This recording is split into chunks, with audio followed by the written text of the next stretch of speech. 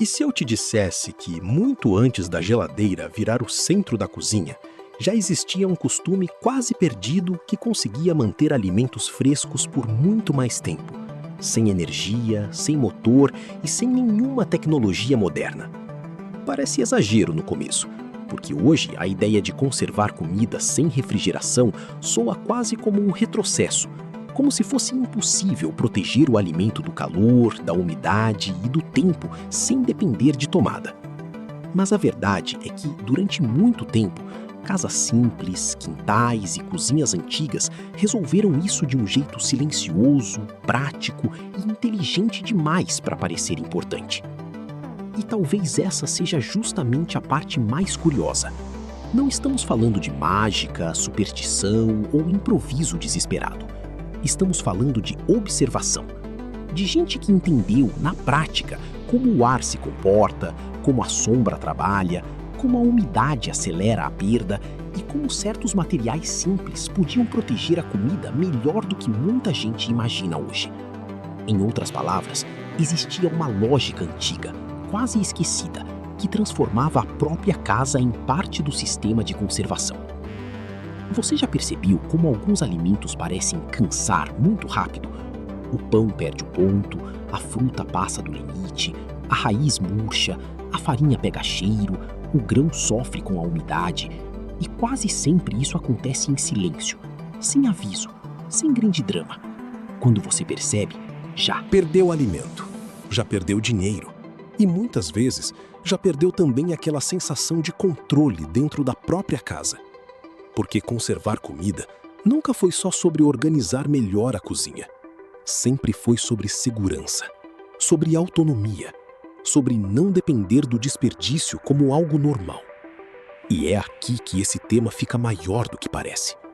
Porque quando a geladeira falha, quando falta energia, quando o calor aperta, quando a casa começa a reter umidade demais, muita gente percebe tarde demais o quanto desaprendeu a guardar o básico. Nós nos acostumamos tanto com a solução pronta que deixamos de observar o princípio. E esse princípio continua exatamente o mesmo. O alimento estraga quando encontra calor demais, ar errado, umidade presa, ventilação ruim e armazenamento sem lógica. Só que antes, havia costumes simples que combatiam isso sem fazer barulho.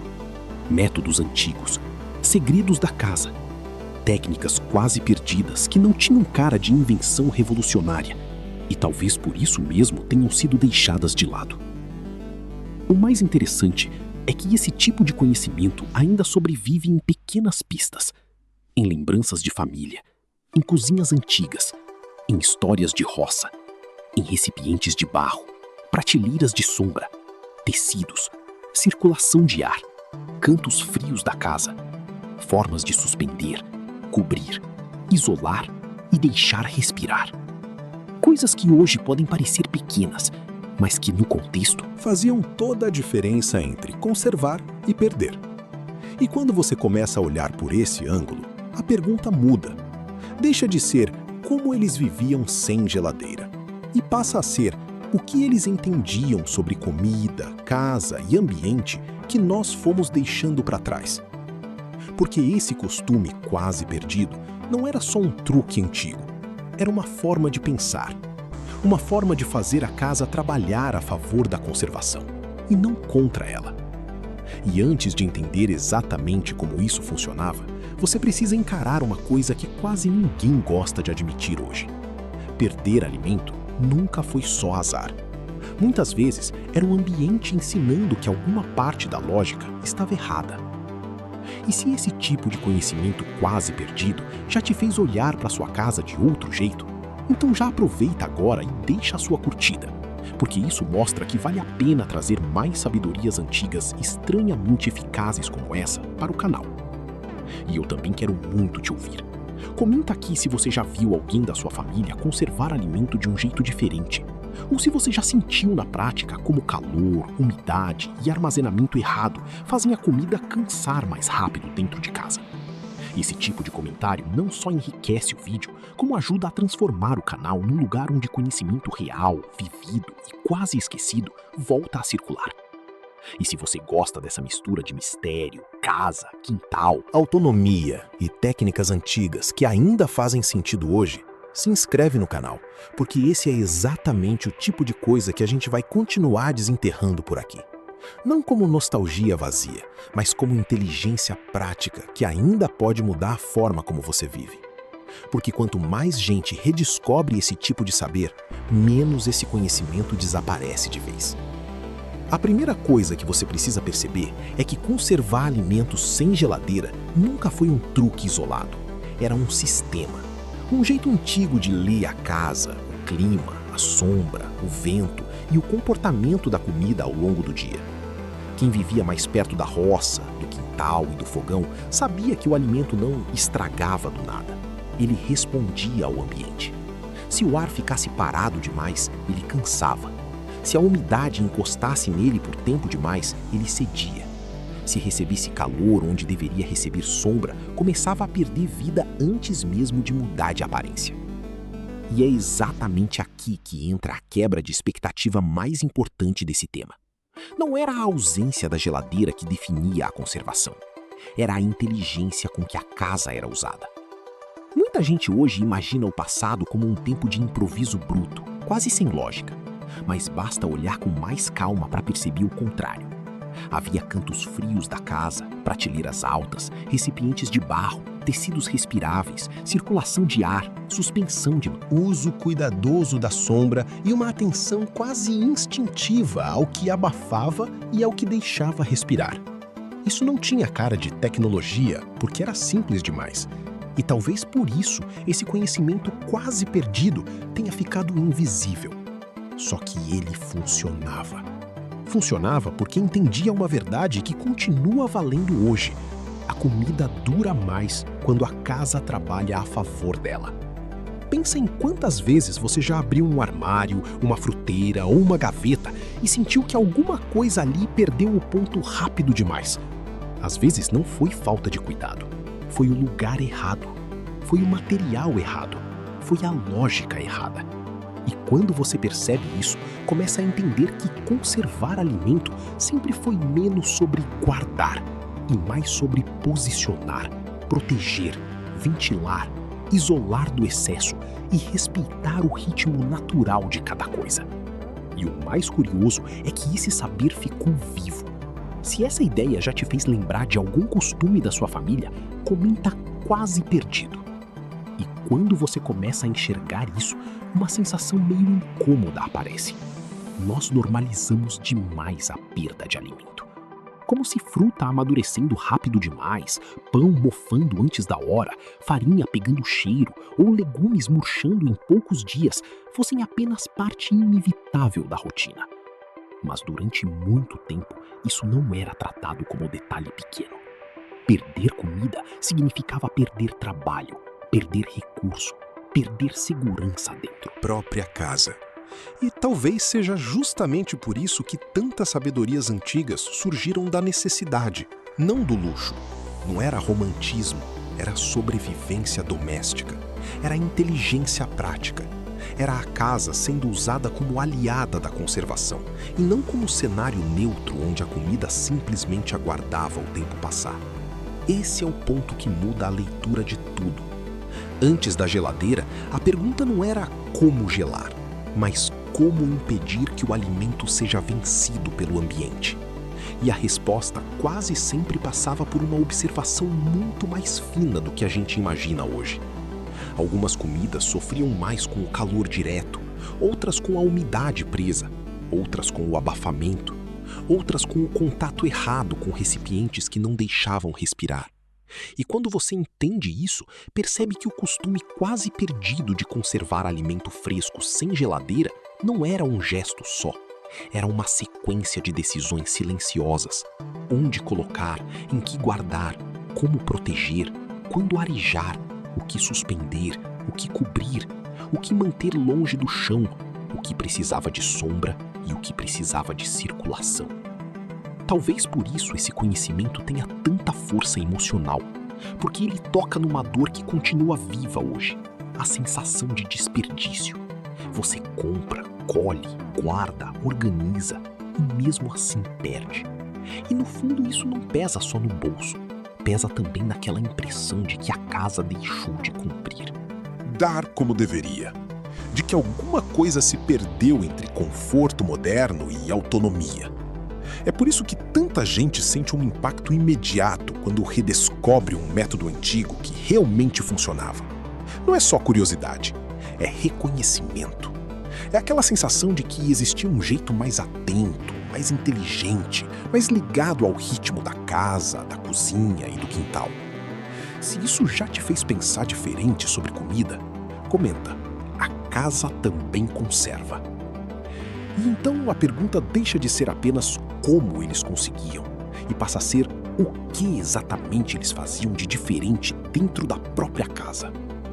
E é aqui que o costume quase perdido começa a aparecer com mais nitidez.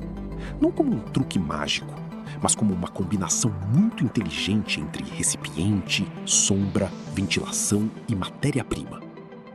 Em muitas casas, alimentos mais sensíveis não ficavam presos em qualquer prateleira, nem guardados em qualquer pote fechado.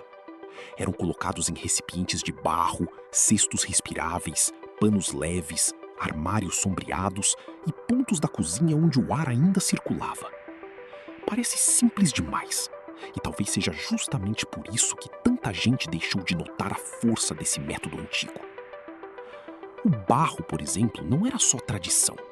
Ele ajudava a equilibrar temperatura e umidade de um jeito que a casa moderna quase desaprendeu a usar. Certos recipientes deixavam o alimento respirar sem ficar totalmente exposto. Os panos protegiam sem sufocar. Certas prateleiras altas ou áreas sombreadas funcionavam melhor do que bancadas quentes ou cantos abafados. E havia também o detalhe silencioso que fazia toda a diferença. O alimento não era tratado como algo morto esperando estragar. Era tratado como algo vivo, ainda reagindo ao ambiente. Essa mudança de mentalidade altera tudo, porque quando você entende que calor preso, umidade parada e falta de ventilação aceleram a perda, começa a enxergar a cozinha de outro jeito. É por isso que esse conhecimento quase perdido parece tão estranho para quem cresceu achando que conservar alimento depende só da geladeira.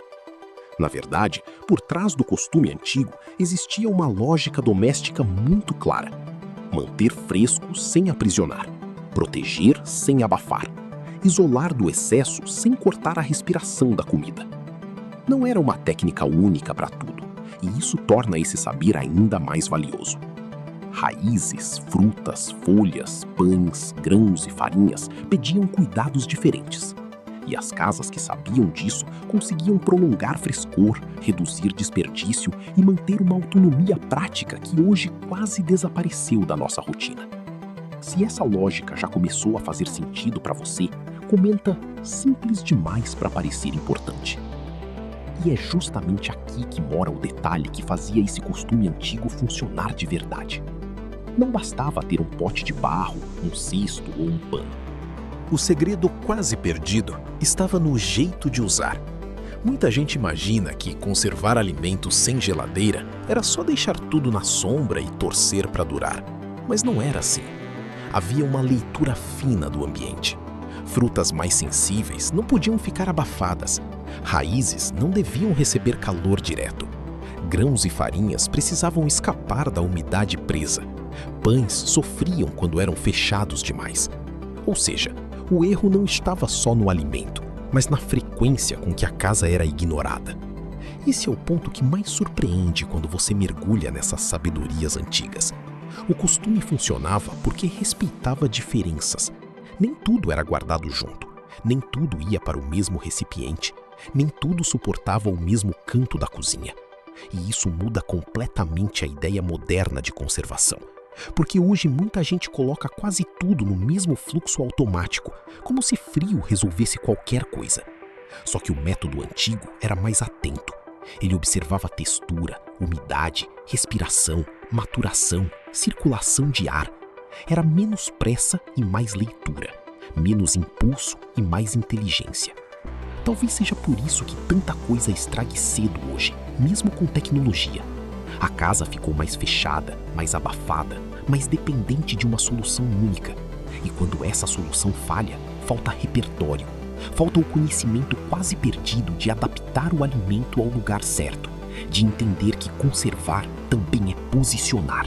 Também é separar, também é deixar respirar quando precisa e isolar quando convém. E quando você percebe isso, começa a olhar a sua fruteira, seu armário e sua despensa com outros olhos. Porque no fundo, a diferença entre desperdiçar e prolongar o frescor muitas vezes morava em um detalhe que parecia pequeno demais para merecer atenção. Se essa lógica te fez lembrar de algum costume antigo da sua família, comenta "a casa sabia". E quando tudo isso chega no presente, a sensação que fica não é só curiosidade. É quase um incômodo útil, porque você percebe que esse costume quase perdido não ficou para trás por ter parado de funcionar, mas porque a vida moderna acostumou a gente a terceirizar quase tudo para a tomada, para o motor e para o automático. Só que a autonomia da casa não desaparece quando a tecnologia chega. Ela desaparece quando a gente deixa de entender o básico. E conservar alimentos sem geladeira, ou pelo menos prolongar frescor de forma mais inteligente, continua sendo um desses conhecimentos que fortalecem a casa por dentro. Em tempos de calor, desperdício, energia cara, comida cara e rotina apressada, isso volta a fazer muito sentido. Não se trata de abandonar a geladeira e fingir que o tempo voltou. É justamente o contrário. É recuperar uma lógica antiga para usar melhor o que já existe hoje. Porque uma casa que sabe trabalhar com sombra, ventilação, barro, tecido, respirável, despensa organizada e leitura do ambiente, desperdiça menos, responde melhor e depende menos de uma única solução. E essa talvez seja a parte mais poderosa dessas sabedorias antigas. Elas não prometem milagre, prometem margem. Margem de segurança, margem de tempo, margem de controle. E para muita gente, é exatamente isso que falta dentro de casa. Talvez você nunca tenha pensado na conservação como parte da sobrevivência doméstica, mas ela sempre foi. Cada alimento que dura mais tempo sem perder qualidade representa menos perda, menos correria, menos sensação de estar sempre correndo atrás do prejuízo. E quando esse entendimento volta, a cozinha muda de status. Ela deixa de ser só o lugar onde a comida passa antes de estragar e volta a ser um espaço de inteligência prática, de observação e de autonomia silenciosa. É por isso que esse tema conversa tanto com quem sente saudade de um jeito mais atento de viver, com quem mora em casa, chácara ou sítio, com quem quer depender menos e até com quem só está cansado de ver alimento perdendo vida rápido demais sem entender por quê. No fundo, o que esse método antigo, quase perdido, devolve não é só frescor, é percepção. É o olhar de quem entende que a casa pode proteger, que o ambiente pode conservar e que nem toda solução boa precisa parecer moderna para ser poderosa. Se essa ideia fez sentido para você, comenta. A casa conserva. Porque isso mostra que esse tipo de conhecimento ainda encontra quem reconhece valor no que parecia simples demais para chamar atenção. E se você chegou até aqui, é porque alguma coisa nesse conhecimento quase perdido mexeu com você. Talvez tenha sido a sensação de que a casa podia proteger melhor do que a gente imaginava. Talvez tenha sido a lembrança de algum costume antigo da sua família. Ou talvez tenha sido essa vontade silenciosa de depender menos e entender mais. Então se inscreve agora no canal, especialmente se você sentiu que esse tipo de sabedoria antiga, estranhamente eficaz, faz sentido para sua vida, para sua casa e para o jeito como você quer viver daqui para frente. Deixa também o seu like, porque isso me mostra que vale a pena continuar trazendo conhecimentos quase perdidos que ainda funcionam no mundo real. E quero te pedir uma coisa bem específica. Comenta "a casa conserva" se esse vídeo te fez enxergar a conservação de alimentos de um jeito diferente. Ou comenta "quase perdido" se você sentiu que esse tipo de conhecimento merece voltar. E se você quer continuar desenterrando soluções antigas, práticas e silenciosas que podem transformar sua casa e o seu quintal, assiste agora o próximo vídeo que está na tela, porque ele continua exatamente essa jornada.